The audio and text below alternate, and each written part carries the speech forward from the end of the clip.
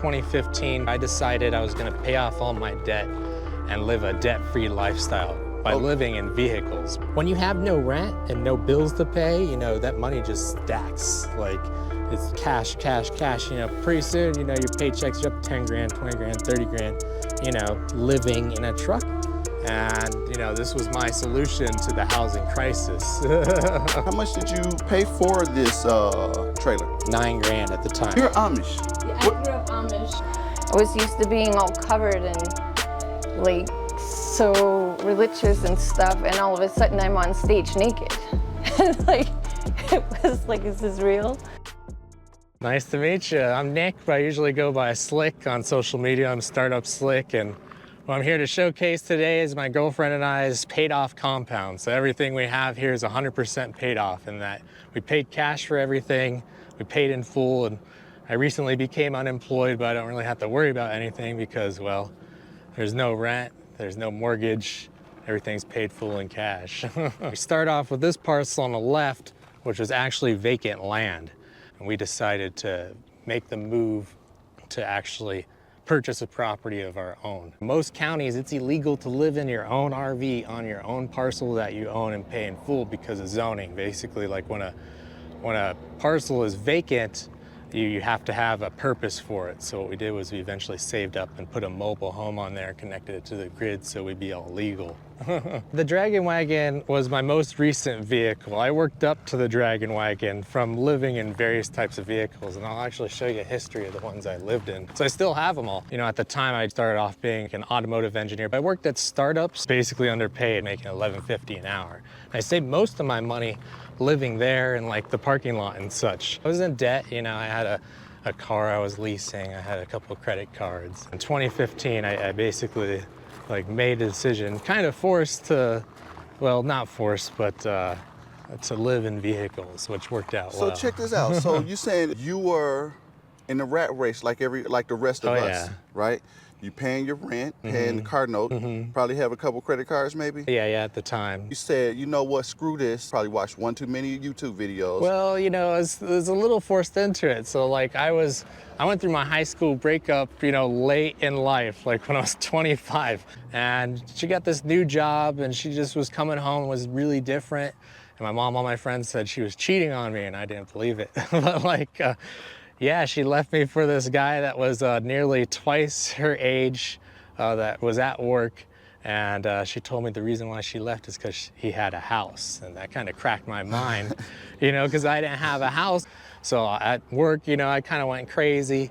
And I made like this crazy Dragon Wagon. So I turned all this negative energy from, you know, my high school breakup in my mid-20s to building like this crazy vehicle, so I'd never have to have a house, because I didn't want to have a house, because I knew if I find some chick, she's gonna want me because I have a house. You would think that a person would say, well, shit, I'm gonna go get a house if yeah. she broke up with me because I didn't have a house. No, I mean, I did at first. You know, I found a place out in Mesa. I was purchasing the place, was financed, and it was 2 days until close of escrow. And the other problem was at the time, you know, Local Motors wasn't doing so good. So like I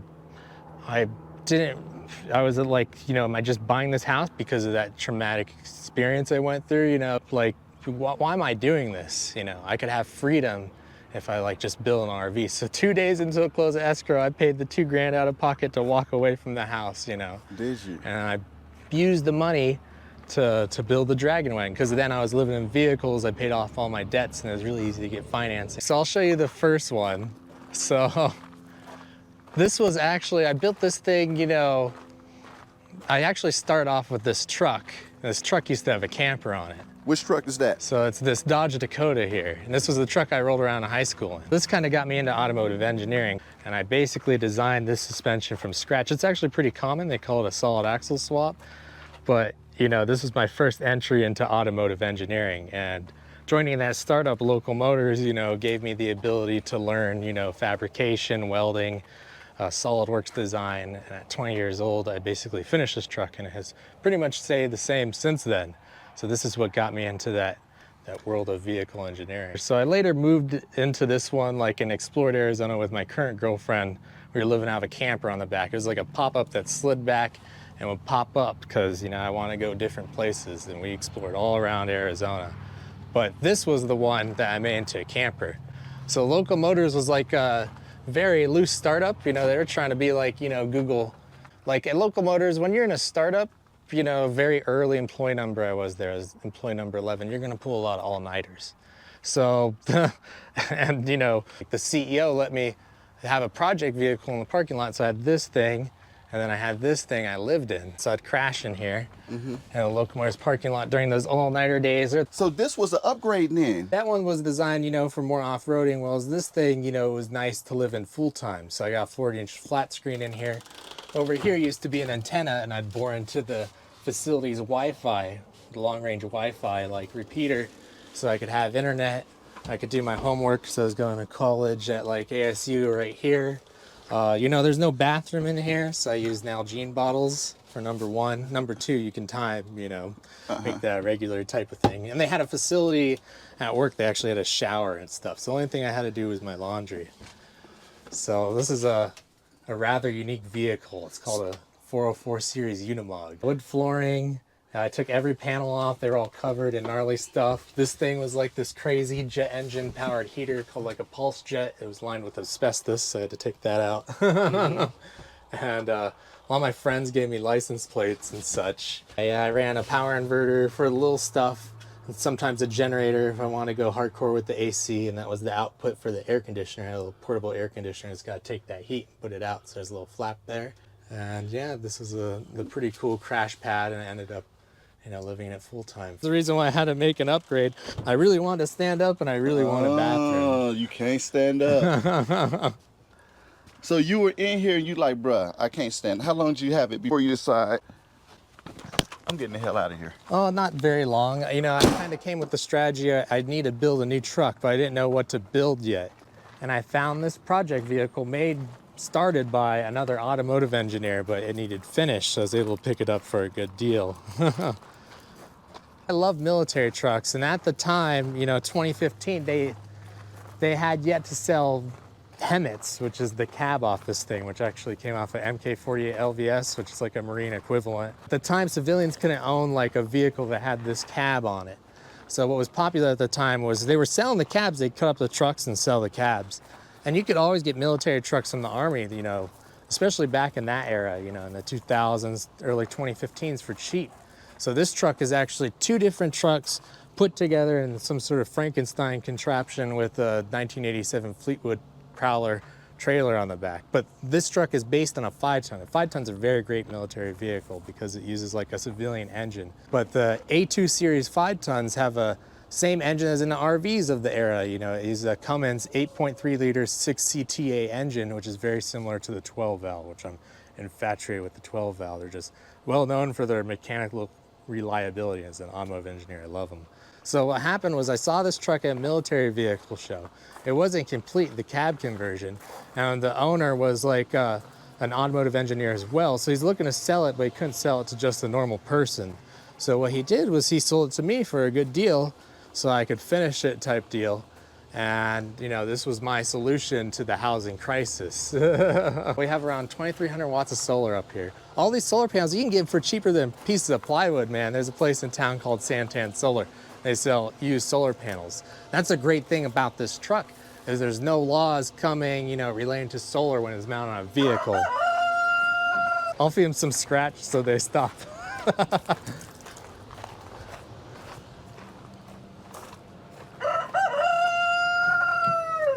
Do roosters attack? No, these are, so sometimes, but these are pretty chill roosters, and that's why I chose them. They're called Australorps. And Australorps are from Australia, and they're really, really friendly type of chicken, and they're good for high heat. So this is our, let's see if I catch him. He's hard to catch. So this is the main rooster right here. I call him Big Bloop, and he's like the friendliest rooster ever, man. Like Big Bloop. You know, he's a lover. And Did you grow up with roosters and all that kind of deal? No, I was always a city boy. I lived in, you know, Phoenix, Arizona, mostly on the west side, 35th Avenue in Peoria, and I always wanted to live like in a rural setting, to have like animals and roosters, and to live this type of lifestyle. My dream is to live in the woods with 50 trucks. It's always been like that since I was like a teenager. A little bit of a hoarder. I mean, I buy and sell, but You know, any vehicle that was like a major part of my life, I keep. I've owned hundreds of vehicles, and you know, I sell them when I need to and keep them, you know, if they're special to me in some sort of way. Like this truck here. This truck's currently down, the engine's busted, but this is another truck I lived in. The original plan was to quit Local Motors and drive this thing up to San Francisco. I was gonna go work for a bus company, but that plan was met with disaster. Being an old military truck, you know, the weak leak on this truck is the transfer case. And what happened is, in Palm Springs is the transfer case here, which is like a 1,200 pound piece of hardware. Its input bearing melted. So I was on my way to San Francisco and suddenly the truck was disabled. I was on the side of the 10, you know, with this, it was melted at an angle. The whole yoke was bent. I had to design this subframe here, you know, to keep the camper from ripping apart from the truck's chassis. So like, this is the main point where the camper pivots from. So it follows the fifth wheel, just like where the axles were on the camper. And our rear, there's like another pivot and then another pivot on the rear. And the front, there's like GM 1-ton transmission mounts. Because if you just mount a camper to a military truck, it's just going to rip it apart from all the twisting. So, you know, this camper can like pivot separately. And I copied the Unimog on that. So like, it was like a rolling resume for, you know, all the engineering work I did into this thing. And it was, you know, really cheap. You know, this vehicle is really cheap to like build. Back then, you could pick up 5-ton military trucks for like $7,000 running and driving. And I paid $11,000 for this as a project. I found the camper on Craigslist for $2,500. Probably, you know, another $2,000 on odds and ends, metal. Tires are cheap at the time, and still you can pick up, you know, tires for this thing for $100 a tire with good DOT codes. People aren't asking that when it comes down to selling it. You know, there's no demand really for these tires, so it's cheap. Military trucks are pretty cheap, but when things break down, you know, it can turn into a crazy like mess. So but you could fix everything. Oh yeah, so what happened was I broke down Palm Springs, and another ex-employee from Local Motors, he was a race car driver and sales guy, he lived out there, and he told me I had a place to park it. So I got towed to his place, and I modified my Chevy pickup to live in because I knew this was going to be a big thing to fix, and I had to live somewhere while I fixed this truck. So this is probably like a setup anyone can get into. Because what you want when you live in a city like Los Angeles is you want something stealth. So I call this truck my stealth camper. So it looks like a regular truck, right? Yeah, it looks like a work truck. Oh yeah, a work truck. But if you look closely, I got these cameras.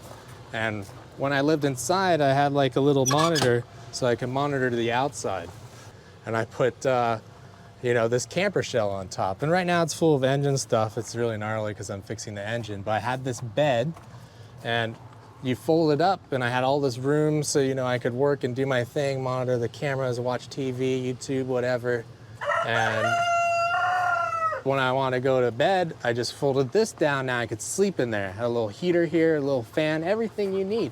You know, this is a great setup for anyone, you know, wanting to like live in a vehicle to save money because it's stealth. And mostly I slept in a Plant Fitness parking lot. So at the time, you know, the company I worked for was around, you know, in Burbank. So I frequented, you know, the parking lot, you know, at Plant Fitness, which is next to the airport, and lived stealth in this while I was saving up money and trying to fix the Dragon wagon.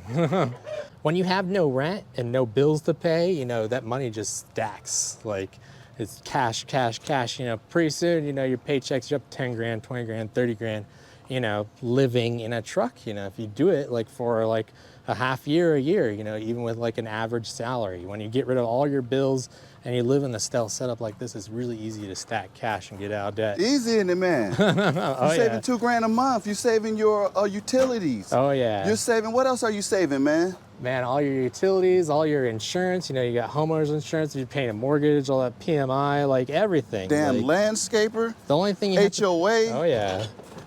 Sheesh. Everything. Yeah, you just stack cash. No furniture? No furniture. You know, you got truck, you got, you know, your fuel and your car insurance, your cell phone bill. I think Nick, that's take about me it. inside the Oh yeah. Dragon wagon. So it broke down in Los Angeles, and I put out for a little, I saw this company out there, and it was on some startup list, and it was founded by these two young guys. And I was the 11th hired person at Local Motors, and at this company I became the 6th hired person. So we'll go inside to where it's nice and cool. Is it cool in here? Oh yeah, yeah. Everything's off grid. So right now these 2,300 watts of solar are not only just powering the air conditioner, they're powering that chicken coop over there. For that, like, there's a little swamp cooler on there, it keeps the chickens cool. I dump water to keep the chickens cool.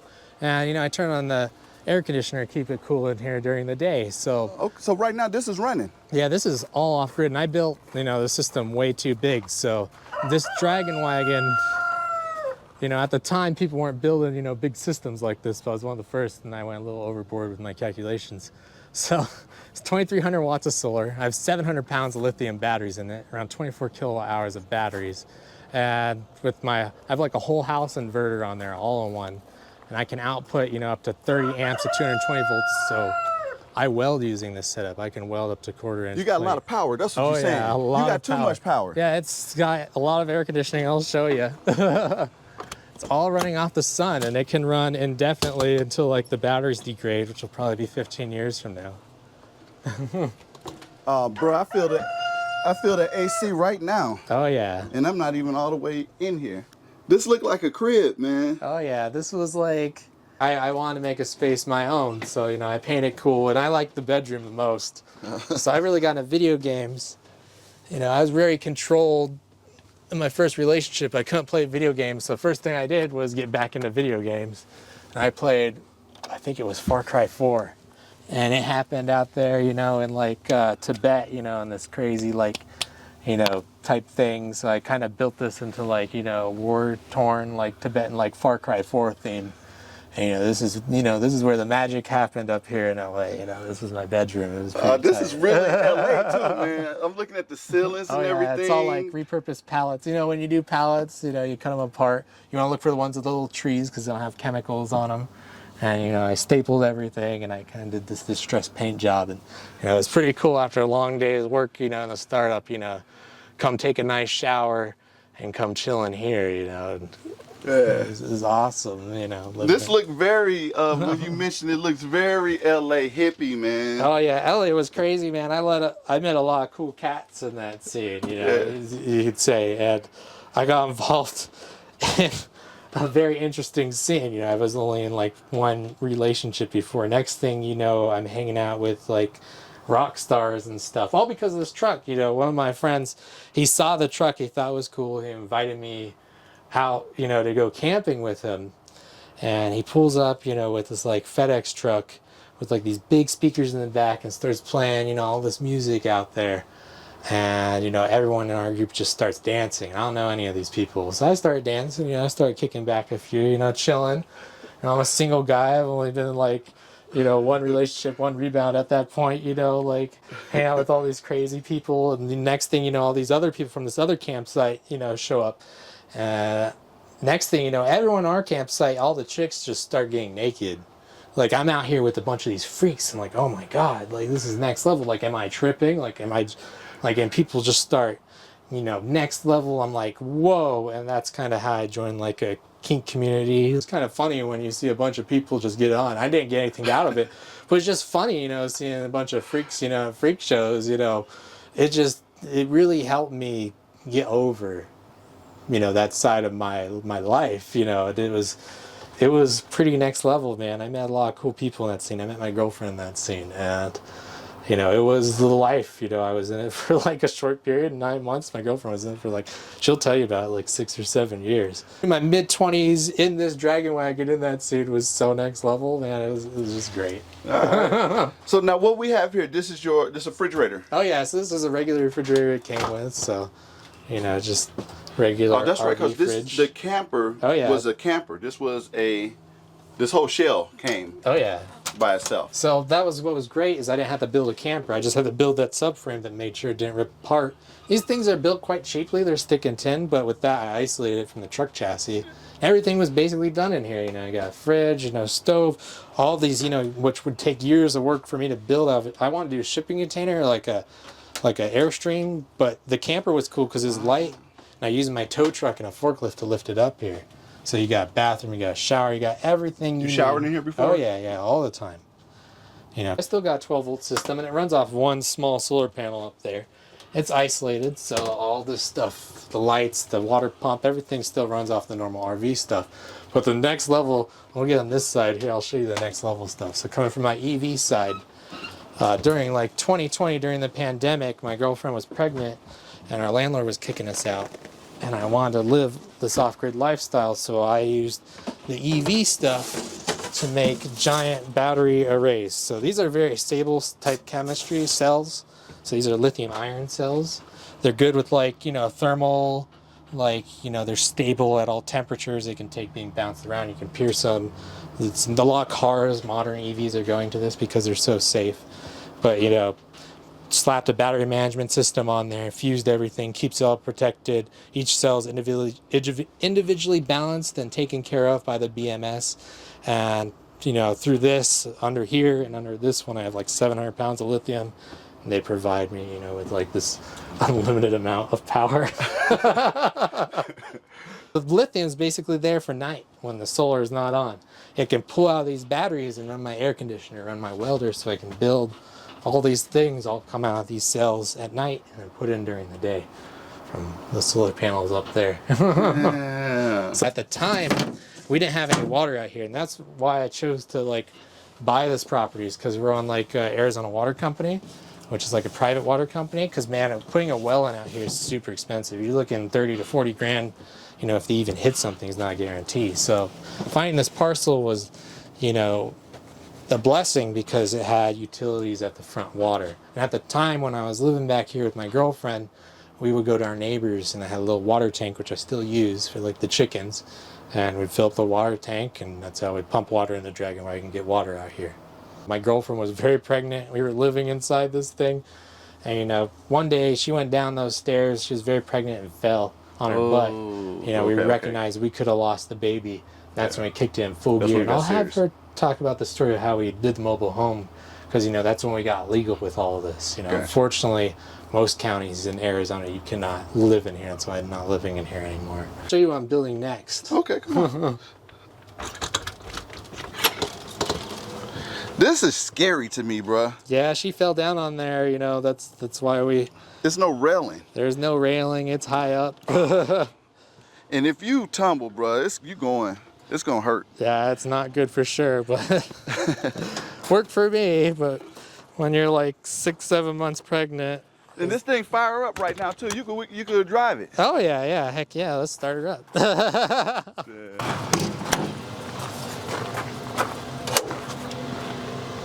Yeah.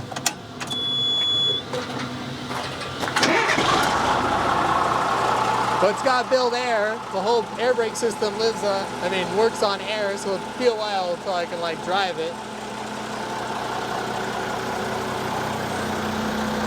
But you know, picture this thing rolling down, you know, Los Angeles going to some party, you know, that was like my mid-20s, you know, rolling around in this giant vehicle.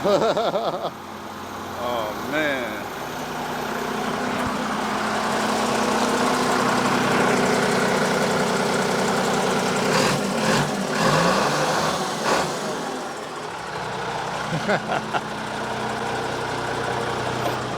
Diesel. Oh yeah, all my diesels are mechanically injected, and there's a big benefit to that.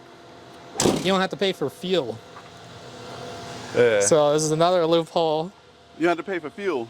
Well, this tank is full of regular diesel because it's good to have the engine start and stop on that, but the other tank is full of what's called black diesel. So black diesel is made from waste motor oil mixed at a ratio from like 80% waste motor oil to 20% regular gasoline. And you take it and you centrifuge it using like a centrifuge from like PA biodiesel supply. You filter out, you know, all the crap that's in waste motor oil, and these old mechanical injected motors run on it and make your own fuel for free. So people are like, yeah, how much fuel do you know, how much does it cost to fill up? I'm like, I don't know, I really don't know.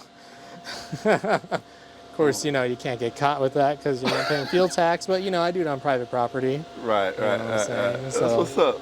Yeah, I love mechanically injected diesels because of that. There's a few tricks I use, you know, to save money, you know, even with the daily driver. But you know, this truck was like, you know, the bachelor pad. It's not good for a family. I can't put, you know, my girlfriend, our kid up there. It has no air conditioning in the cab.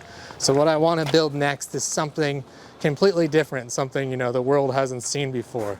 So This is a crazy truck, man. This truck's over 100 years old. It's a 1918 Moreland AX, and it's a big truck. You can tell just by me standing it. It's not no Model T. Like, it's solid. Like, it's back then, you know, this thing hauled a lot of weight. It's got huge leaf springs. I'm reusing the whole complete rear suspension. So I'm using 100-year-old technology. I don't see any reason, you know, even this vehicle only rolled to like 25 mile an hour back then, 35 maybe, you know, that this can't be, as an automotive engineer, this is a modern type of suspension system. So what I've been doing is preserving the original character of this vehicle while putting modern components in there. So I designed my own cross member for the transfer case, the transmission, the motor mounts. You know, I've got 12 valve Cummins in there, P-pump 12 valve. I got a Ford ZF5 transmission. I got, you know, MP205 transfer case. Some of the best stuff I could find, you know, that's most reliable, you know, to propel this vehicle at modern highway speeds. So the rear suspension's done, the engine and transmission transfer case are in. And right now I'm working on the front suspension. So I got an F550 axle, and just like that old Dakota, but new, I'm gonna swap this thing under there and hopefully have it driving by early next year. And then build a camper for it. So the camper I'm making all out like Depression era stuff, man. Like anything I find on Facebook, offer up, you know, old panels. I want it to look like an old shack, and then do solar, build a mini solar system with more dense cells to basically build a mini version of the Dragon Wagon, but like for a family this time. You know, another way I save money is like the daily driver here. This is a weird car, man. This thing runs on natural gas. So I bust this car out when gas gets above like $4 a gallon, because it's not really practical to drive a diesel vehicle around everywhere. And this is something anyone can do. It runs on natural gas. So instead of like a regular like gasoline like fill, you have a natural gas port. And the advantage of this is there's a nationwide network. They're really fast to fuel up. I actually bought this thing in San Francisco and drove it back here to Phoenix during COVID and paid $40 in natural gas to get all the way down here. What you got in here, man? This looked like one of that new Elon Musk vehicle. Oh, okay, so this is the crazy thing. So like at these startups, you know, I didn't get like anything outside of stock, but you know, and Locomotives, the first startup I worked at, there was this car I was really infatuated with. It was the first Locomotives Rally Fighter. And I'd never thought I'd see it again. And I love this car. It had no air conditioning, it's really rough. And it was supposed to be the world's first crowdsourced car. So this is a pre-production prototype Rally Fighter, and I own it. And I always took good care of it at the company. Like, this was my car. Everyone had these fancy new sales cars, you know, with the LS3 and air conditioning. This thing's not representative of production Rally Fighters because it's a pre-production prototype that was abused and tested on. But it was the only one with a turbo diesel engine. And no one knew how to take care of it because they kind of paid an outside company to put that engine in. But they didn't tell me that. And I always kept it running, kept it insured. And when the company fell on hard times during COVID, I heard that it could be for sale. So I walked in the factory with a Ziploc bag full of $100 bills. No, you didn't, dude. Oh yeah, like I was serious. Because there was rumor they want to sell it, and they kept giving me the runaround. I walked in with this big 1-gallon Ziploc bag full of $100 bills, and I was like, give me this car. They're like, well, we got to go to the board, we got to do this. Eventually, the CEO and the board of Locomotives at the time sold me the car at a silent auction. I actually had to bid against other people, but I won it. And you know, it's my baby. Like, this is, he said he didn't want it to end up in some rich guy's garage, which I don't know if it ever will.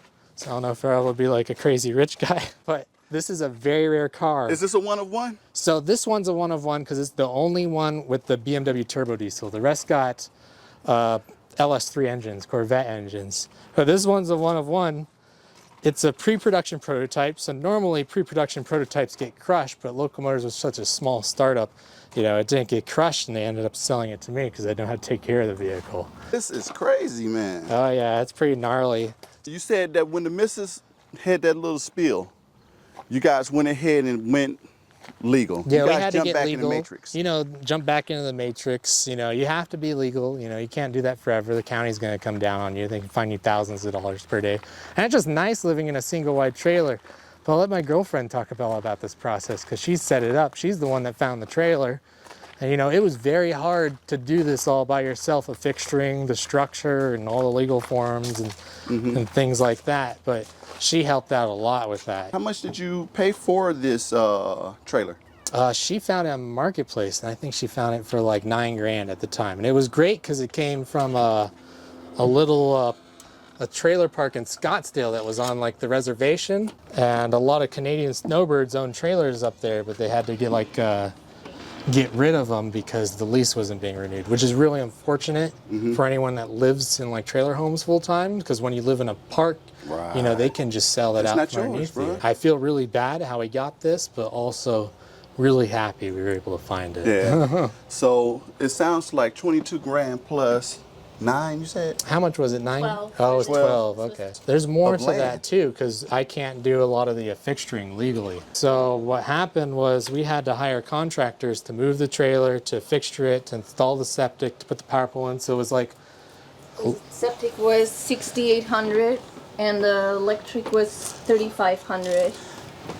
and then on top of the moving fees, which were pretty crazy, to hook up the It was electrical. 11,000 Yeah, because something. I couldn't do the work, and Pinal County has to be done by licensed contractors. So I couldn't do the work, so we just paid out of our butt. It's like 11,000 to get it moved here and affixed. Yes. Okay, so 11 grand to get it To moved get here. it moved and fixed. Affixed. And then probably another $8,000 on top of that.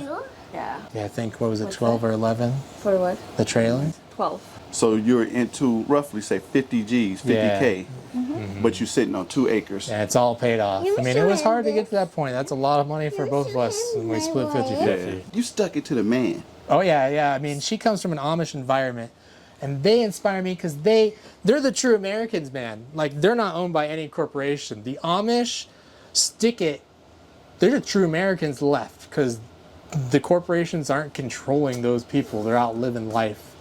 You know, like, I inspire to be like them. It's just like a new form of Amish, I guess you are. Right. We kind of are. Like, everything's paid off, and we're just kind of living life here right now. Right. So, will you show us around here? How did you meet this guy? In California. It's an interesting story. Now, you're Amish. I grew up Amish, and when I turned rebellious when I was a teenager, and when I was 17 I ran away.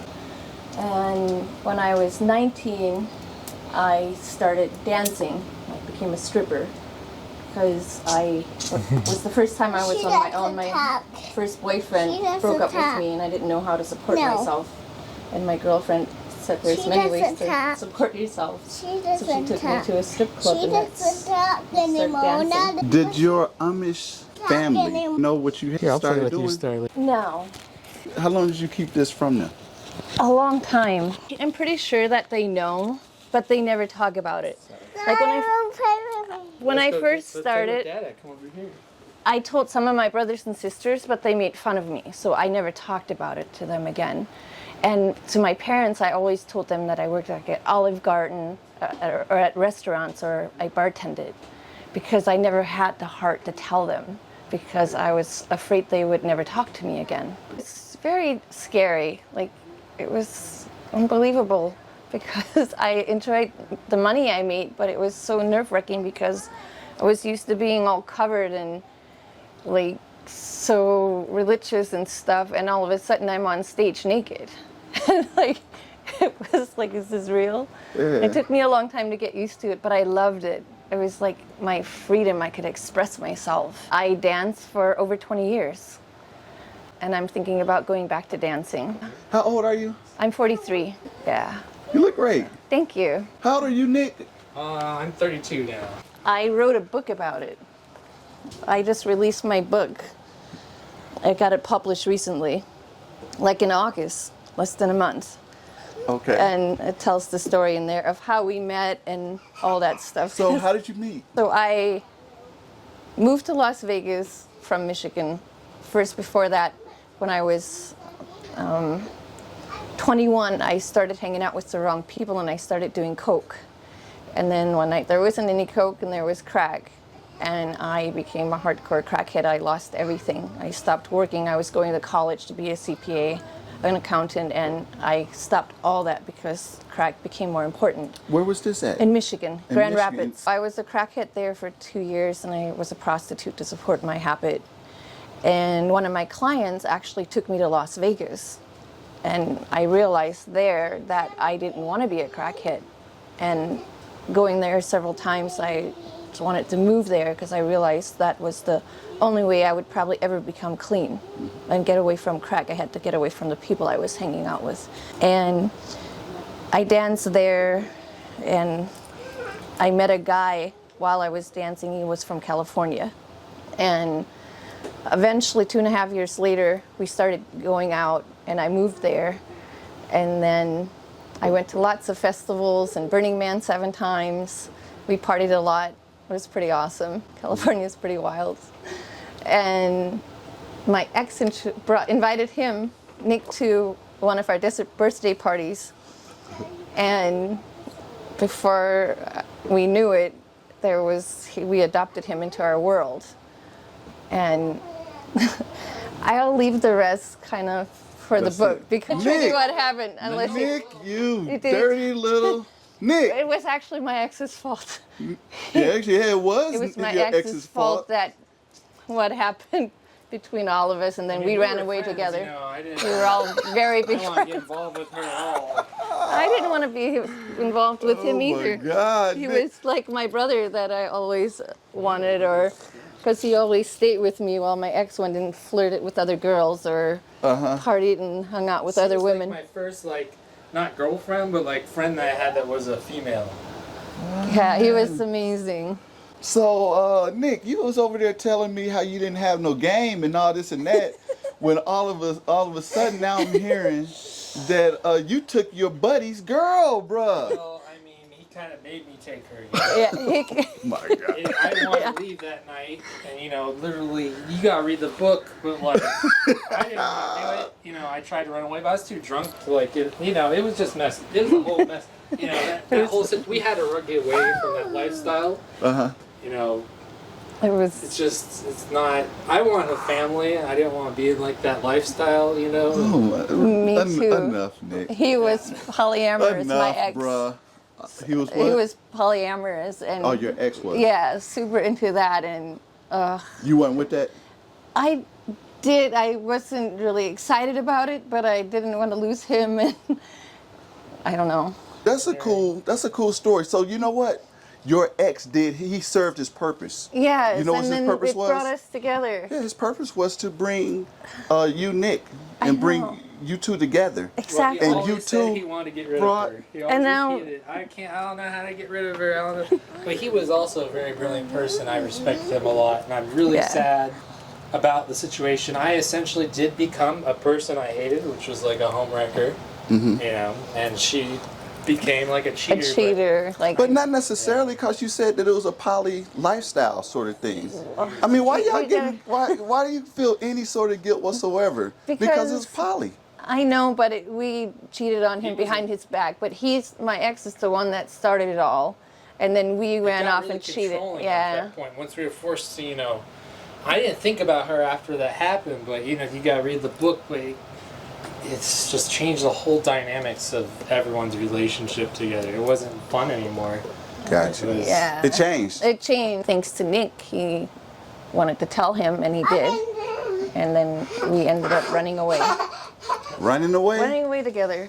Do you still talk to the ex, and is he still? Oh man, he forgave me. All right, that's what's up.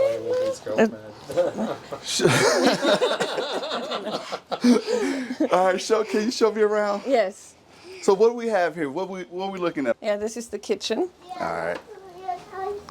I know. We looked at quite a few mobile homes before I found this one, and I was 5 months pregnant with her, and I found it on Marketplace while he was working. And I was like, I'm going to look at it. And his mom came with me, and I opened the door, and I was like, this one's the one. I couldn't believe it, because the other ones we looked at some of the windows were busted out, and they were just nothing comparable to this one. Did you put the carpet in? It was in here. The flooring. It was all like it is. Even the table, the refrigerator, this all came with it. We got very lucky. Yeah. Like I mean, I know the carpet needs. You could still find deals every once in a while. That's so nice. This is her area, it looks like? Yes, that's her area. What's up with this old radio? Oh, it came from those old antique radio days. Her little slide that folds and all her stuffies back there. She likes her stuffed animals. Hey. And her Mickey Mouse table where she does her art. She's a miracle. I was told by an IVF doctor that because of my age and the quality of my eggs, I was never able to have children because I had 3 miscarriages in a row. And I was going to go to Mexico. And I had an appointment already for Saturday. And that Thursday I had an epiphany. I was like, I am 40 years old. I am okay without kids. And I called him and he's like, to ask if he was okay without kids. And he's like, sure, that's fine. So I canceled the appointment and 5 months later I got pregnant with her. Wow. And it was a different feeling. Yeah. Like I was like, it's the one. And we didn't find out the gender till she was born. It was the greatest surprise in the world. That's awesome. Yeah, and then down here is the hall. Some pillows, because I rock her to sleep. She still likes, yeah, this is your room. He's gonna go bye-bye tomorrow. He's going to go bye-bye tomorrow, okay. Nice. There we go. I see Let's you keep down going there this way. bye-bye tomorrow. This is the laundry right here. It's nice to have indoor laundry. Yeah, other we place go. didn't have indoor laundry. So you're rolling around with Nick in the damn dragon wagon. Yes. Nick, you had all the game, man. You got her in that damn dragon It wagon. was the bathroom. I know, right? She just likes me from the truck. I always tell him it's not his trucks. I mean, I love his trucks and cars. They're all awesome. You're welcome to come on through here? Yeah, All right. it goes all the way into the bedroom if you want. So I love the big bathroom. Like the bathtub is kind of hard to give her a bath sometimes, but Yeah, but you got the tub, everything. yeah, it's everything. I'm grateful. It's amazing. Most of the time I just get in there with her. It's easier rather than breaking my back. And here we kind of have except the bedboard because it's too noisy. So, but it's kind of a country theme. Is what we were going for. But was this? But that's an Hawaiian bedpost or thing. This Okay. is he got this at a swap meet. It's an old trunk. I love trunks. This old clock. My Amish sister, actually, they bought a farm that had a trailer and a farmhouse on it, and the old trailer had a bunch of super cool things in it, and this clock was one of them. And my Amish nephew made that, the Michigan sign, and they make all kinds of cool things, actually. Like this box for the comb, where I keep our hairbrushes. They make these too. I mean, my one brother builds furniture and cabinets. This one right here. Okay, there we go. Like, yeah. So they make all kinds of cool things. My book is available on Amazon, The Amazing Adventures of an Amish Stripper. So get your copy there. Hey. I'm also on TikTok and Instagram under Amish Inspiration. Help me sing. So. Bye.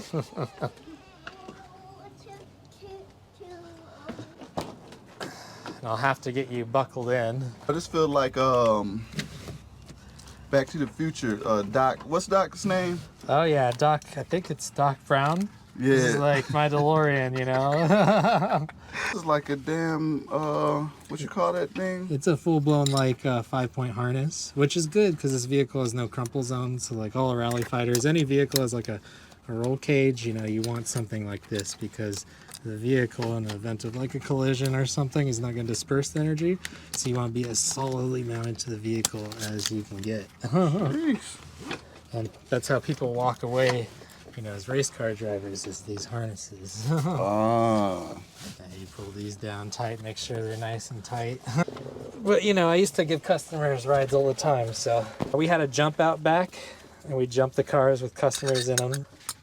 This was the first car that like we jumped in. This car has done more jumps than any other Local Motors Rally Fighter, and it's a Frankenstein. Now the audio's gonna be horrible. It's got a BMW turbo diesel M57.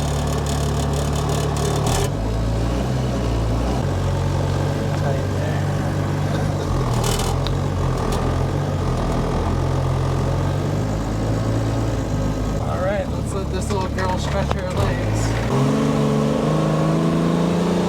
When this thing hits 88 miles an hour, you're gonna see some serious shit.